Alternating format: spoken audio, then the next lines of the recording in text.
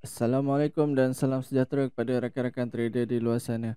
Kami dari tim Nusantara Global Network yang menyediakan servis payment agent pelbagai broker akan berkongsi analisa teknikal Nasdaq dan juga Dow Jones.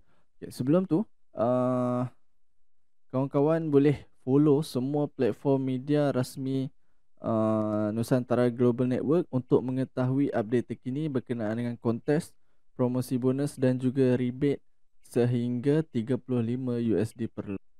Right, so tanpa membuang masa kita terus kepada chart. Hari ini 27 hari bulan 5 tahun 2025. So hari ini hari Selasa, hari kedua dagangan dalam minggu ini. So kita nak recap balik pada analisa lepas yang mana kita target untuk sell di kawasan resistance dan juga buy di kawasan support. Nampak di sini. So apa yang berlaku? Candle H1 sebatang terjun bermula pada 21123 sampai 20761. Kejatuhan ni lebih kurang dalam 400 pip. Dia terjun membuat solid breakout di kawasan support ataupun buy zone. Okay. So seperti yang macam analisa-analisa sebelum ni, kalau saya share dan kalau sesiapa yang follow rapat, saya ada mention, selalu saya mention, jika zone itu breakout, so automatically zone itu adalah zone re-entry untuk berlawanan arah, berlawanan entry. Sebagai contoh, di sini kita target nak buy ataupun buy di dalam zone support di sini, tapi price breakout ke bawah dan price masuk semula ke dalam zone, dan ini adalah re-entry zone ataupun retracement dan entry di kawasan ini. Nampak, ini yang berlaku. Okay, so selepas itu market close, dan apabila market open pada awal minggu semalam hari Isnin, so price open dalam keadaan gap yang sangat besar di sini. So gap ni agak besar lah, dia lebih kepada lebih 100 pip, tu adalah gap yang besar, dan price cari kita punya resistance ataupun sell zone di sini. Nampak di sini price turun 2134 hingga 21087.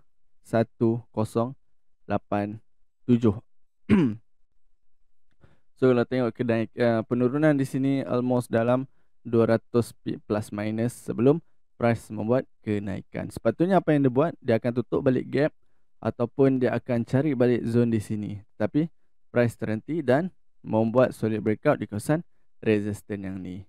Okay, ini So untuk hari ini, apa yang kita boleh tunggu ataupun kita boleh cuba untuk entry? Yes, di sini. So get ready di zone ini.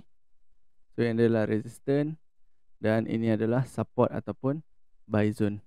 Zone ini. Alright, nampak di sini. So kita mengharapkan sebenarnya, nampak di sini sebenarnya dia dah ada breakout di sini. Di sini dia ada breakout dan sekarang price sedang membuat solid breakout. So kita tunggu untuk price turun. Ini zone selamat kan? Ini zone selamat untuk hari ini. Kita tunggu untuk price cucuk zone support dan naik semula ke kawasan resistance atas ini sebelum price membuat penurunan, membuat retracement semula ataupun terus membuat solid breakout naik ke atas. Tu depends on pada kekuatan market. Cumanya buat masa sekarang target kita adalah kita nak buy di kawasan support di sini. Sini kita nak buy. So get ready di kawasan support sini, dan kita mengharapkan yang price akan terus naik mencari resistance selepas dia cucuk zone support di sini. Okay, so itu cerita di Nasdaq. Ini Nasdaq time frame 1 jam. So untuk next kita nak tengok di US30. So di US30 kita nampak ataupun kita target yang price akan membuat penurunan.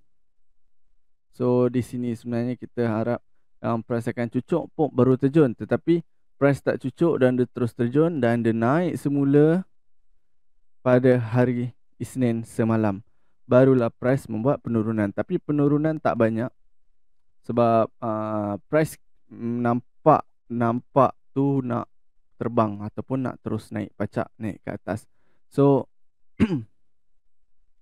kemungkinan yang price akan terus naik itu ada. So get ready untuk buy position. So kita nak tengok balik, kita nak recap balik pada analisa lepas, bermula 42037 sampai 41930.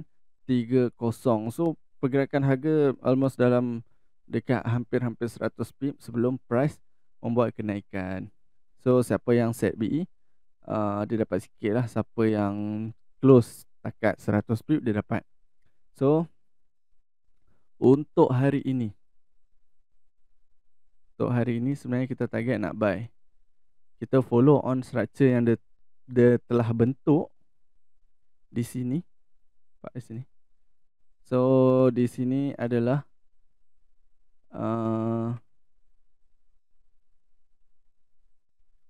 support ataupun buy zone. So get ready untuk nak buy di zone ini. So kalau kita nak fokus pada zone bawah sini, dia dah terlalu jauh tau. Dia jauh sangat ke bawah. Kemungkinan nak sampai tu mungkin ada, tapi kebarangkalian nak sampai tu adalah tipis.